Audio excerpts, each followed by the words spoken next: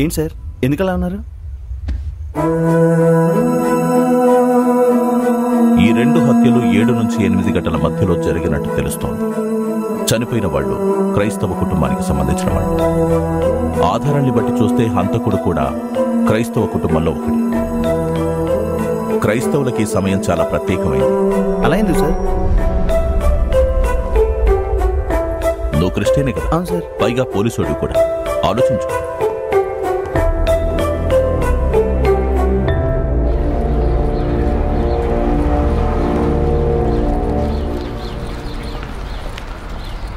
తన ప్రవర్తనలో నేనెలాంటి మార్పు చూడలేదండి. ప్రతిరోజులాగే ఆ రోజు కూడా ఉండింది. ఇంతకు ముందొచ్చిన ఆఫీసర్ కూడా ఇవన్నీ నేను చెప్పాను. ఆ అమ్మాయి ఇక్కడున్నప్పుడు ఏ విషయానికైనా కంగారు పడ్డం, భయపడ్డం మీరు గమనించారా? హత్య జరగడానికి కొన్ని రోజుల ముందు స్టడీస్ మీద ఫోకస్ మిస్ అవటం అలాంటిదేమైనా? మీరు అడిగేది నాకు అర్థమవుతోంది. నేను ఆ పిల్లకి క్లాస్ తీసుకునే టీచర్స్ అందరినీ అడిగాను. తను చాలా స్మార్ట్ అన్నారు.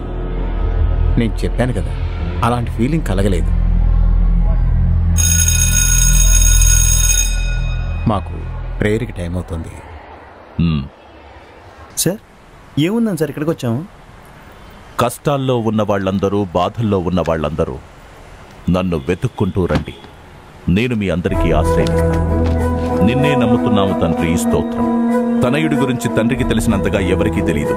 అలాగే తనయుడు ఎవరి మాటకైతే కట్టుబడాలనుకుంటాడో అతనికి తప్ప తనయుడి గురించి ఎవ్వరికీ తెలియదు.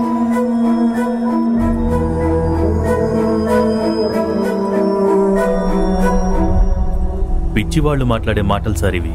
ఈ వచనాలేవి దేవుడివి కావు, లూసిఫర్ చెప్పేవి.